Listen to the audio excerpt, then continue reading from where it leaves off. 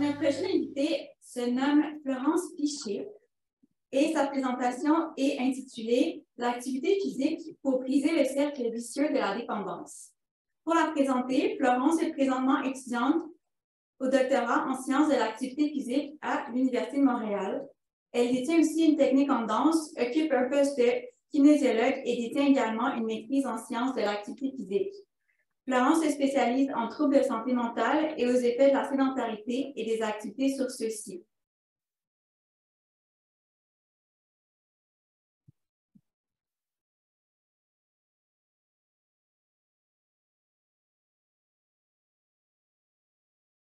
Bonjour, vous allez bien?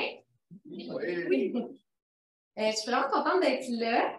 C'est la première fois que je présente mon projet de thèse, merci, dans un bar, lors de parler de dépendance aux substances dans un bar. Je suis vraiment excitée.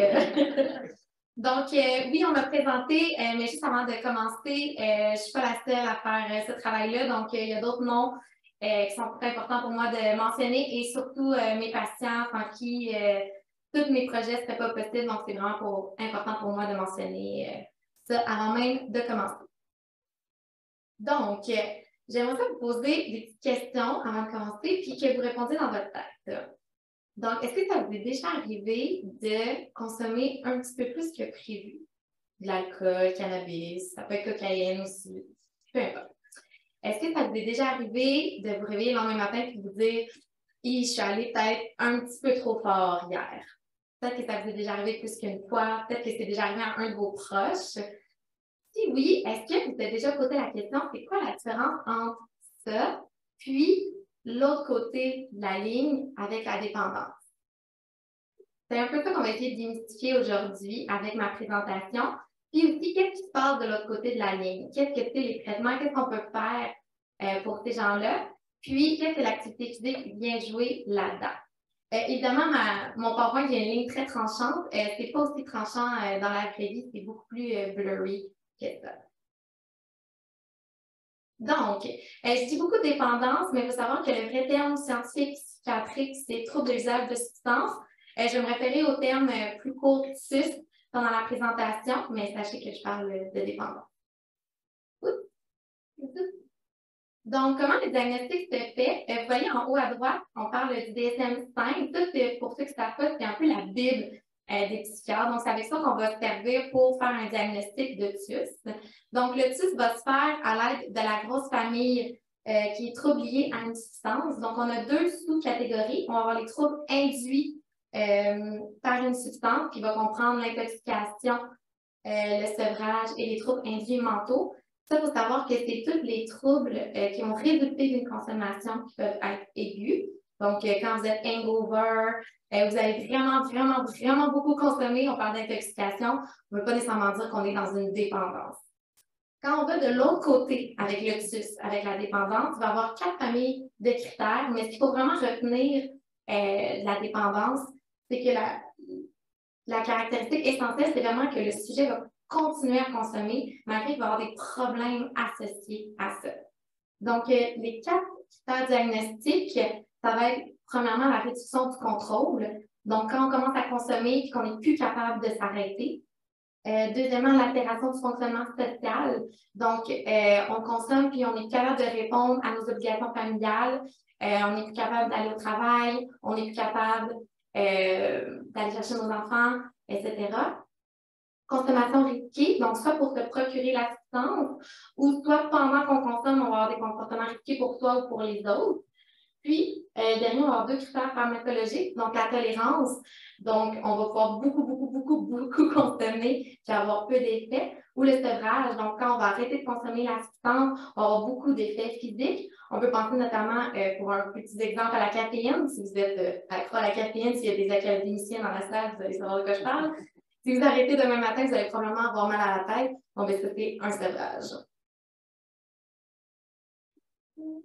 Donc, évidemment, les TUS sont différents en fonction de la substance que la personne va consommer. Donc, on a 10 classes de substances selon le DSM-5. Puis, la sévérité va varier aussi en fonction du nombre de symptômes que la personne va avoir.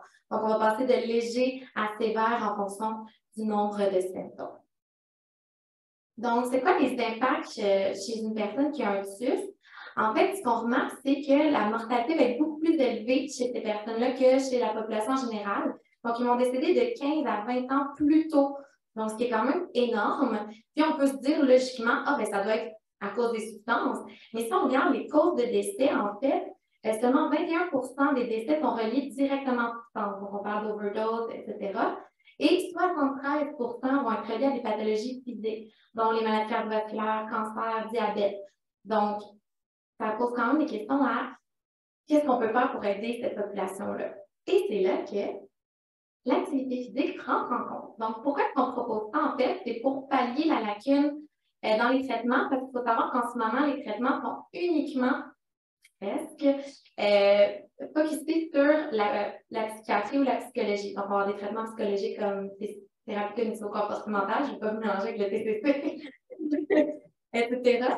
Ou également, on va essayer de diminuer la mortalité parce qu'on sait que l'activité physique va avoir des impacts sur les différentes maladies que je viens de vous nommer.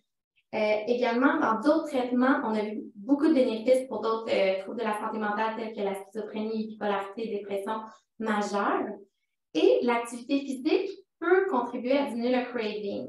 Donc ça, il y a certaines études qui commencent à sortir. Le craving, c'est quoi? C'est l'envie impérieuse de consommer. En français, le terme est horrible, mais dans le fond, c'est quand on a vraiment une envie de consommer, quand on a arrêté, là, donc de vraiment consommer la substance suite à certains stimulus extérieurs. Donc, l'activité physique semblerait pouvoir diminuer cette envie-là. Donc, mes données de recherche que je vais vous présenter aujourd'hui, en fait, on s'est posé 3 questions. Premièrement, est-ce que les bénéfices de l'activité physique sont vus aussi chez cette population-là? Parce qu'on avait des données sur la population générale, mais pas chez la population qui ont un TUF. Deuxièmement, est-ce qu'ils pratiquent de l'activité physique? Troisièmement, comment est-ce qu'eux, ils perçoivent de l'activité physique? Est-ce qu'ils aiment ça? Comment est-ce qu'ils voient ça? Etc. On va regarder ça plus ensemble. Donc, les bienfaits, on a pu voir qu'il y avait de nombreux bienfaits qui étaient vus dans la littérature. Donc, on a fait une revue systématique. En gros, on a regardé tout ce qui a été fait, puis je vous ai ressorti ce qui est ressorti le plus dans les études. Donc, ce qu'on a vu, c'était que l'activité physique améliorait la capacité aérobique et musculaire, la composition corporelle, diminuer les symptômes de dépression et d'anxiété, diminuer l'usage de substances, améliorer la qualité de vie et améliorer le sommeil. Tout ça comparé à des groupes qui ne faisaient pas d'activité physique. Aussi, c'est important de mentionner qu'il n'y avait aucune étude qui montrait des effets négatifs suite à la pratique d'activité physique. Donc, on peut quand même assumer qu'il n'y a pas de danger à pratiquer l'activité physique pour cette population-là. Donc, on peut dire que pour les bienfaits, il y avait quand même beaucoup de bienfaits à pratiquer l'activité physique. Ensuite, pour ce qui est de est-ce qu'ils en font, on a été regarder une base de données et on s'est rendu compte qu'en fait, 73% de la population faisait moins de 150 minutes d'activité physique par semaine. Ce sont les recommandations canadiennes d'activité physique. Donc, et également, il y avait en moyenne, il passait plus de 11,53 heures sédentaires par jour. Donc ça, c'est vous calculez ça, plus les heures de sommeil, il ne reste pas beaucoup de temps dans la journée. Donc, pour ce qui est de la pratique, améliorer. Puis, pour la perception de l'activité physique, ce qu'on s'est rendu compte, en fait, c'était que l'activité physique était vraiment une façon de prendre soin d'eux. Donc, ils percevaient les effets positifs et non seulement ça, ça les amenait à avoir d'autres comportements bons pour la santé. Donc, comme ils amélioraient leur alimentation. Donc, on a Anthony qui nous dit quand tu arrives en thérapie, normalement, tu n'arrives pas en forme, tu sors d'un épisode assez désastreux. Moi, je l'ai vu comme une occasion justement de me remettre en forme, puis ouais, ça a marché. Également, ce qui est super, qui nous a un peu surpris dans les résultats, c'était que l'activité physique était sortie comme un facteur protecteur contre la rechute. Puis, c'est quand même important de comprendre que c'est pour cette population-là, pendant le traitement, la rechute, c'est un gros focus du traitement parce que c'est vraiment quelque chose qui est important pour eux, puis qui leur fait un peu peur de retourner dans leur environnement. Donc, ils cherchent beaucoup de trucs pour pouvoir y faire face. Puis, ce qu'on a trouvé, c'était que l'activité physique pouvait contribuer à ça, notamment par le fait d'éviter l'ennui en occupant leur teint de manière simple. Donc, on a Stacha qui nous dit l'ennui, c'est un processus de rechute pour moi. Je sais qu'en dehors d'ici, il y a la COVID, mais je peux aller courir dehors, je peux m'entraîner par moi-même. C'est quelque chose qu'il va falloir que je continue en dehors parce que c'est ça, il faut que je reste en action pour pas que je tombe dans l'ennui et ne pas rechuter. Ensuite, on avait aussi le fait de créer un nouveau réseau social sain. Donc, Normand qui nous dit je pense que c'est une bonne place pour se faire un nouveau cercle d'amis. Donc, parce qu'ils sont là, ils ne sont pas tendance à les défoncer après, ils ne sont pas des toxicomanes. Théoriquement, non. Peut-être bien des consommateurs réguliers, mais pas des toxicomanes. Ça donne un nouveau cercle d'amis. Puis le dernier, ça aide à maintenir un poids santé. Donc, Rosalie qui nous dit moi, j'ai déjà fait une autre thérapie avant. Puis en sortant de l'autre thérapie, j'avais beaucoup engraissé. Ça a été un processus de rechute pour moi parce que je voulais maigrir vite. C'est pour ça que je veux continuer à l'extérieur. Parce qu'il faut savoir qu'il y a certaines substances, quand on les arrête en traitement, on peut prendre beaucoup de poids. Puis ça, c'est un gros struggle pour certains participants. Donc, on peut dire que la perception était quand même assez positive pour l'activité physique. Donc, c'est sûr que mon but en tant que jeune doctorante, ce serait d'améliorer pour que la pratique devienne plus intense pour qu'ils puissent pouvoir profiter des bénéfices. Donc, le petit truc à emporter, c'est vraiment de se souvenir que la dépendance, c'est un trouble de santé mentale. Ce n'est pas juste un comportement qu'on a quelquefois. Également, l'activité physique, c'est vraiment une façon de contribuer à la santé physique et mentale. Et le niveau d'activité physique, malheureusement, est encore faible dans la population et le niveau de sédentarité est élevé, mais ça n'attend qu'à être changé. Merci beaucoup.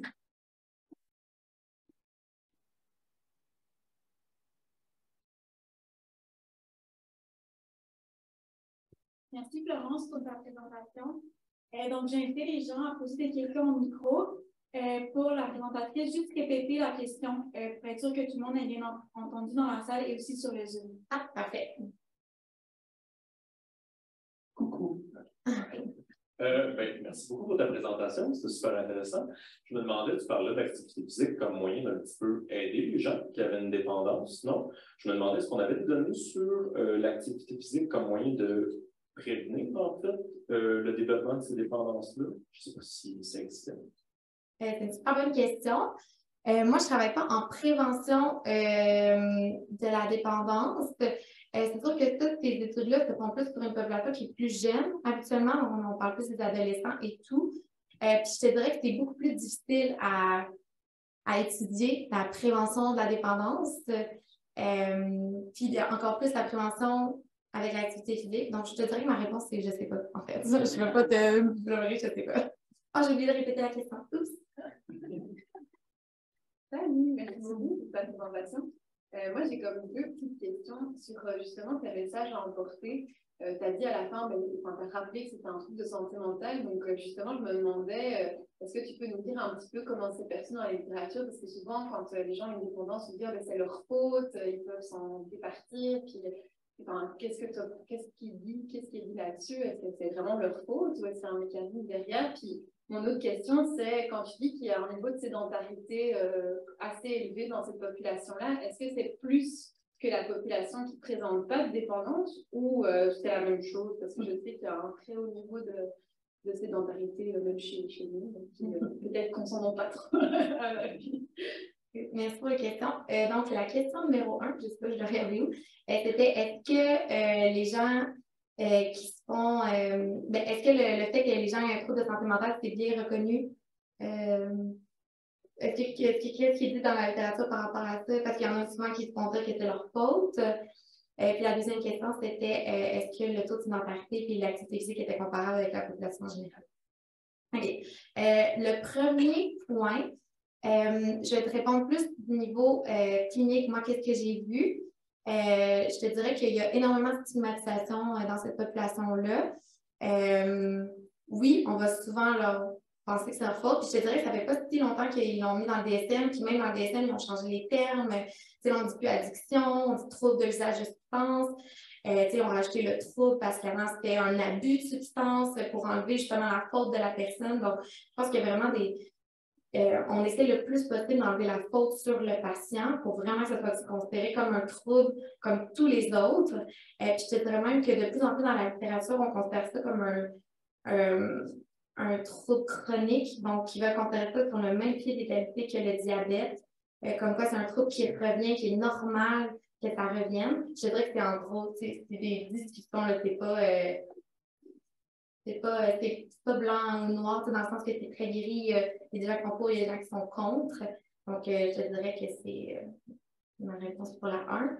Puis la 2, excellente question, c'est vrai, je n'ai même pas parlé, mais oui, leur taux de sédentarité d'activité physique, le taux de sédentarité est plus élevé que la population générale, puis le taux d'activité physique est plus bas que la population générale.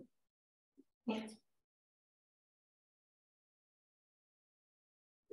Une petite question par rapport aux types d'activités qui sont mis en place avec les personnes d'addiction. Est-ce qu'il y a des données qui existent par rapport aux activités qui favoriseraient le décrochage, ou parce que tu disais un moment, par exemple, que l'activité physique, de manière enlevée ou réduire les cravings, est-ce qu'il y a des données sur justement des activités physiques qui viendraient aider pour l'addiction spécifiquement des catégories ou des groupes d'activités? Oui, c'est une bonne question. Ils ont demandé s'il y a des types d'activités physiques qui viennent diminuer, par exemple le craving en particulier. Quel type d'activité physique? Je te dirais que c'est quand même très préliminaire ce qu'on a dans la recherche. Par contre, ce qui semble ressortir pour le craving en particulier, c'est l'activité physique à haute intensité, qui semble diminuer plus le craving que l'activité physique à basse intensité. Mais encore là, c'est très préliminaire. Pour le reste, ce que j'ai sorti comme bénéfice, il n'y a rien qui ressortait comme étant plus bénéfique. Puis, ça dépendait parce que des fois, ce qu'on voyait, je voyais des interventions de yoga et de tai chi, bien là, on va avoir plus de diminution de symptômes d'anxiété puis de dépression, tandis que là, quand on a des séances de spinning, des trucs de même, on va avoir plus d'amélioration de composition corporelle. Donc, c'est encore très mélangé dans la littérature. Merci, c'est vraiment intéressant. On sait que l'activité physique, qu'on ait des troubles de l'addiction ou pas, c'est bon pour la santé et c'est bénéfique. Est-ce que tu sais, ou est-ce qu'on sait de manière générale, c'est quel volet des bienfaits de l'activité physique qui sont le plus impactants et efficaces pour quelqu'un qui a des troubles? Est-ce que c'est plus le fait de sortir, puis de se changer les idées, puis d'avoir une routine, ou est-ce que c'est vraiment l'effet plus chimique, parce qu'on dégage des choses quand on fait du sport? Est-ce qu'on sait à quelle proportion c'est le plus efficace, ou c'est encore préliminaire de ce côté-là? C'est vraiment une bonne question. Bon, là, j'essaie juste de savoir comment bien la répéter. Elle demande à quelle proportion, je pense pas qu'à la fin, j'allais avoir plus de mal à répondre que de répéter les questions. Elle demande à quelle proportion est-ce qu'on sait que l'activité physique, est-ce que c'est plus chimique ou est-ce que c'est plus des bienfaits comme j'ai présenté diminution de l'ennui, maintenant le poids santé, c'est un peu dans ce sens-là que tu demandais. Je dirais que non, on ne sait pas encore dans la littérature. Puis moi, ma réponse personnelle, puis je dis c'est personnel, je pense que ça va aller aussi beaucoup de variabilité du patient, probablement en fonction de la substance qui est consommée, en fonction du TUS, de la sévérité du TUS, puis en fonction aussi de la personne, qu'est-ce qu'elle aime de l'activité physique, qu'est-ce qui la passionne là-dedans. Je pense que chaque personne trouve son compte dans l'activité physique, puis c'est pour des raisons différentes. Je pense que c'est tout. Merci beaucoup.